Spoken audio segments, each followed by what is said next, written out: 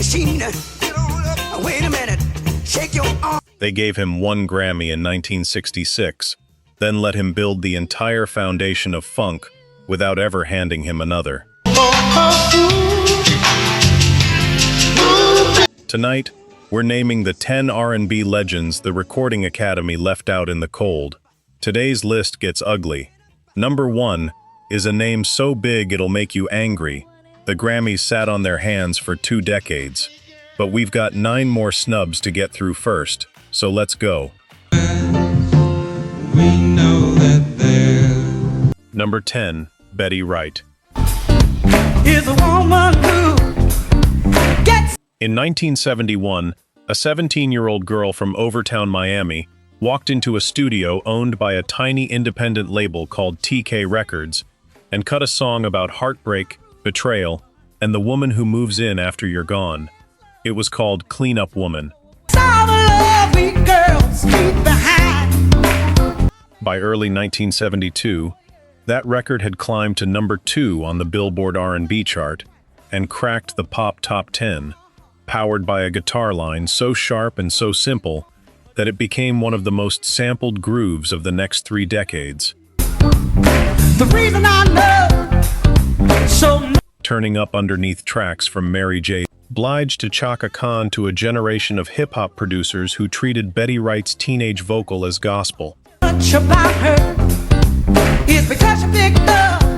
Here's the part that still stings. Betty Wright never received a Grammy nomination for that record, or for the string of hits that followed it. Not for Clean Up Woman, not for the sound she helped build in Miami before disco even had a name. Oh, man of mine.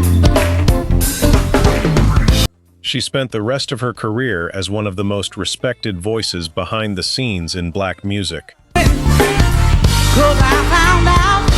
Oh. Mentoring artists, writing songs other people won awards for, while the performance that made her a legend in the first place never once got called at the ceremony. All I was doing was making it easy. And the next snub on this list belongs to a group whose ballad hit #1 on the pop charts, and the Academy still acted like it never happened. To the top. The Clean Up Woman. Number 9, The Chi-Lites Chicago, 1972. A quartet led by songwriter Eugene Record had already scored a hit 2 years earlier with the haunting Have You Seen Her, a slow burn ballad about lost love that became a blueprint for an entire generation of sweet soul singers. I'd be in trouble if you left me now. But it was their follow-up, Oh Girl, that turned the Chi-Lites into a genuine phenomenon. I don't know where to look for love. Oh Girl didn't just chart, it hit #1 on the Billboard Hot 100 in May of 1972, one of the only R&B vocal group records that year to top the all-genre pop chart outright. I just don't know how. Eugene Record's falsetto and that mournful harmonica hook turned the song into a wedding and breakup staple that's still being sampled and covered today. And despite topping the entire American singles chart, the Chi-Lites received 0 Grammy recognition that year. No nomination for the record, no nomination for the group. Me loving when I need it, right on time. The Recording Academy simply let the biggest R&B crossover hit of the season pass by without so much as an acknowledgement, while lesser-selling records in the same category walked away with nominations instead. I'd be in trouble if you left me now, babe. Next up is a voice so rare that scientists have actually studied it, and the Academy still couldn't find a category for her. You would always be. Number 8, Minnie Riperton. All I wanna do. Before she was a solo star, Minnie Riperton sang backup in a Chicago psychedelic soul collective called Rotary Connection, where producers first discovered she had something almost nobody else in pop music had. Just a dream come true. A vocal range spanning 5 octaves, including a crystalline whistle register she could hit on command. And everything that I do. In 1975, she used it on a song called Lovin' You, a track so delicate it was originally meant as an album cut, not a single. It's out of loving you. It became a #1 pop hit anyway, an unmistakable, almost weightless record that still gets used in film and television whenever a scene needs to feel like a held breath. The following year, Riperton was diagnosed with breast cancer. She became one of the first celebrities to speak publicly about the disease, working with the American Cancer Society to push past the silence and stigma that surrounded it at the time. She kept recording and performing through her illness until she died in 1979, at just 31 years old. And every day of my life. Lovin' You never received a Grammy nomination. Not for the record, not for her vocal performance, not in any category. In the 1 year she had a legitimate #1 hit to put in front of voters. It's filled with loving you. One of the most technically extraordinary voices in the history of American pop music, and the Academy looked the other way while she was still alive to see it. Number 7 belongs to a collective so influential that half of modern hip-hop is built on samples of their music, and the Grammys never nominated them once. Number 7. George Clinton, Parliament-Funkadelic. By the mid-1970s, George Clinton had built something the music industry had never seen before. 2 overlapping bands, Parliament and Funkadelic, releasing a stream of records that fused psychedelic rock, gospel, and street funk into an entirely new genre. The Mothership Connection tour landed a literal spaceship prop on stage in 1976. Flashlight hit #1 on the R&B chart in 1978. One Nation Under a Groove did the same in 1978. Atomic Dog, released in 1982, became one of the most sampled records in the history of hip-hop and G-funk, its bass line echoing through West Coast rap for the next 2 decades. And through all of it, through the spaceship, through the #1 records, through building the entire sonic DNA of Dr. Dre's West Coast sound a decade before it existed, the Recording Academy's own nomination history shows nothing. No Best R&B Performance nod. No Best R&B Song. Nothing for Parliament. Nothing for Funkadelic. Clinton wouldn't see any formal industry recognition of that magnitude until the Rock and Roll Hall of Fame inducted him in 1997, more than 20 years after Mothership Connection first hit stores. Meaning the man voters would later call the architect of funk built his entire empire completely outside the Grammys' field of vision.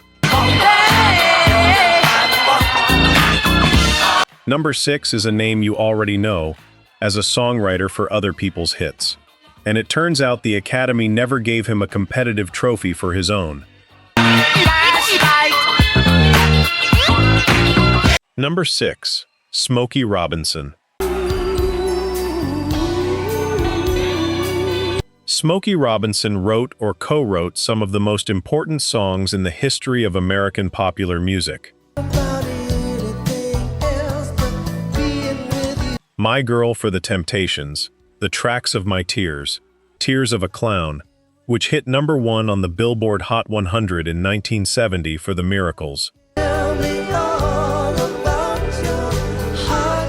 Bob Dylan reportedly once called him America's greatest living poet. When he stepped out as a solo artist in the mid-1970s, Robinson kept the hits coming. Quiet Storm in 1975 practically invented an entire radio format that still bears its name today. Cruisin' in 1979, Being With You in 1981, a #1 R&B hit and a top 3 pop smash. None of it ever won him a competitive Grammy. Not with The Miracles, not as a solo artist, not for the songs he wrote, and not for the ones he sang.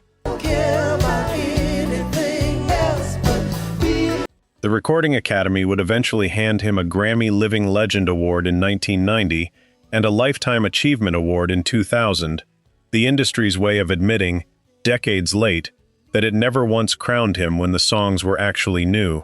They always do, haven't they known? Number 5 is a voice so warm it became a Christmas standard, and it still didn't buy him a single win while he was alive. Hear what they say, hey. Number 5, Donny Hathaway. My life and time. Donny Hathaway had one of the most technically gifted voices to ever come out of soul music. A classically trained pianist and arranger who could turn a simple ballad into something that sounded like church. I've sung a lot of songs. Working alongside Roberta Flack, he helped write and record duets that became genuine standards, including Where Is the Love, which won a Grammy in 1973 for Best Pop Performance by a Duo or Group. I've made some bad rhymes. But that win belonged to the duet, filed under a pop category, shared with Flack. Hathaway's solo work, There's no one more important to me. This Christmas, a song so beloved it's now considered one of the defining holiday soul records of all time, The Ghetto, and his aching cover of A Song for You, never earned him a solo Grammy of his own. Baby, can't you see through Not one nomination for a body of work that other singers still study today. me? Hathaway struggled privately with mental illness for years, and in January of 1979, he died after falling from the window of a New York City hotel, ruled a suicide by the medical examiner. 'Cause we're alone now, He was 33 years old. and I'm singing this song to you. Flack would go on to complete and release a duet the two had been working on, Someday We'll All Be Free, using his voice after his death, a haunting final testament to a talent the Recording Academy had barely acknowledged while he was alive, to hear his own name called. And if my words Number 4 is the most iconic song of his entire career, and somehow, it's the one Grammy win he never got to hold. don't come together, Number 4, Bill Withers. times in our lives. Bill Withers won 3 competitive Grammys across his career, all of them for songwriting. What he never won a Grammy for is the specific recording that made him a household name. We all have pain. We all Lean on Me, released in 1972, hit number 1 on the Billboard Hot 100 that summer, and became one of the most performed, most covered, most universally recognized songs in American music, sung at funerals, graduations, and telethons for the next 50 years. have sorrow. Withers' own original version, the one everybody actually hears in their head when they think of the song, never crossed the Grammy stage, no nomination, no win. But if we are wise, The award finally came 15 years later, in 1988, when a group called Club Nouveau released a synth-heavy cover version that topped the charts all over again. always tomorrow. That cover won Best R&B Song, a songwriting credit that went to Withers, but for a recording he didn't perform. The song that built his legacy, sung in his own voice, walked away from its moment with absolutely nothing. Number 3 is a group that hit number 1 on the very first ballot of the decade, and then vanished from the Grammys for more than 40 years. Number 3, the Isley Brothers. In 1969, the Isley Brothers won a Grammy for It's Your Thing, taking home Best R&B Vocal Performance by a Duo or Group at the ceremony held in early 1970. On paper, that looks like a group with the Academy's full support behind them. Here's what actually happened next. Across the following 15 years, the Isley Brothers released some of the most influential records in the history of soul and funk. That Lady in 1973, Fight the Power in 1975, For the Love of You the same year, and Between the Sheets in 1983, a slow jam so foundational it would later become one of the most sampled records in hip-hop history after Notorious B.I.G. built Big Papa on top of it. Every one of those records is still in heavy rotation on R&B radio today. Not one of them earned the Isley Brothers another Grammy nomination. The group that opened the decade with a win spent the rest of it, and the next one, completely shut out. It would take until 2014, more than 4 decades after It's Your Thing, for the Recording Academy to finally give them a Lifetime Achievement Award, an honor that acknowledges a legacy the competitive categories ignored for a generation. Number 2 belongs to a song so massive, it became a sports anthem, a feminist anthem, and a pride anthem all at once, and it never got a single nomination. Number 2, Sister Sledge. In 1979, 4 sisters from Philadelphia teamed up with Chic's Nile Rodgers and Bernard Edwards, the same production duo behind Good Times, and recorded a song meant as a tribute to family and sisterhood. It was called We Are Family. The record hit number 2 on the Billboard Hot 100 and number 1 on the R&B chart, but its chart position barely captures what it became. The Pittsburgh Pirates adopted it as their World Series theme song that same year. It became a staple at weddings, at pride marches, at feminist rallies, and it's still one of the most licensed, most instantly recognizable records in American pop culture, sampled and covered for decades after its release. We Are Family received 0 Grammy nominations. Not for the record, not for the group, not for Rodgers and Edwards' production, which was quietly rewriting the sound of an entire era at the same time the Academy was ignoring Chic's own catalog. A song so universally embraced that it transcended music entirely, walked into 1980 with nothing but chart numbers to show for it. And now, the biggest name on this entire list. A man who arguably invented an entire genre by himself, and the Recording Academy made him wait almost 20 years to say so. Number 1, James Brown. In 1966, James Brown won his first competitive Grammy, Best R&B Recording, for Papa's Got a Brand New Bag. sex machine. Get on up, get up, get on. It would be the last competitive Grammy he'd see for the next 2 decades. Take him to the bridge. Go ahead. Take him on to the bridge. Take him to the bridge. Can I take him? What came after that single win is almost impossible to summarize.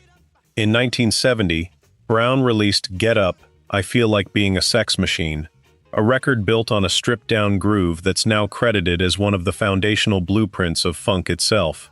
Superbad followed. Get up, get on up, Bobby. Get Up Off of That Thing, in 1976. Papa Don't Take No Mess. Song after song built on the rhythmic innovations that would eventually become the backbone of hip-hop sampling, with Brown himself later recognized as the single most sampled artist in recorded music history. Come on. None of it won him a Grammy. Not one nomination translated into a trophy across the entire decade and a half that historians now consider the most influential stretch of his career, the years where he was actively inventing a musical language that would go on to define funk, disco, and rap all at once. Stay on the scene like 11. His second competitive Grammy didn't come until 1987, for a song called Living in America, a track he didn't write, recorded for the soundtrack to Rocky IV, a movie about an American boxer fighting a Soviet villain. I've got mine. Dig it. He's got his. That's the song the Academy finally chose to reward. Not Sex Machine, not Superbad, not the groove that half of modern music is quietly built on top of, but a Stallone movie theme that arrived after his most important work was already 20 years in the rearview mirror. Like a loving machine. Get on up, get up, get up. The man historians now call the Godfather of Soul and the architect of funk spent the entire golden era of his career completely invisible to the only awards show built to recognize it. Get on up, stay on the scene. Get on up. 10 legends, 15 years of the most important music ever recorded in this genre, and a recording academy that, one snub at a time, proved it was always a few steps behind the culture it was supposed to be celebrating. So here's what I want to know. Which one of these hit you the hardest? Was it James Brown waiting 20 years for a trophy that meant nothing compared to what he actually built? Was it Donny Hathaway, gone before the industry ever caught up to him? Or is there a name that should have been on this list that we didn't even mention? Drop it in the comments. Tell me the snub that still makes you mad, and tell me which artist deserves their own full episode next. I read every single one of them, and the next video on this channel might just be your idea. Hit subscribe if this list made you look at these songs differently, and I'll see you in the next one. Here we come.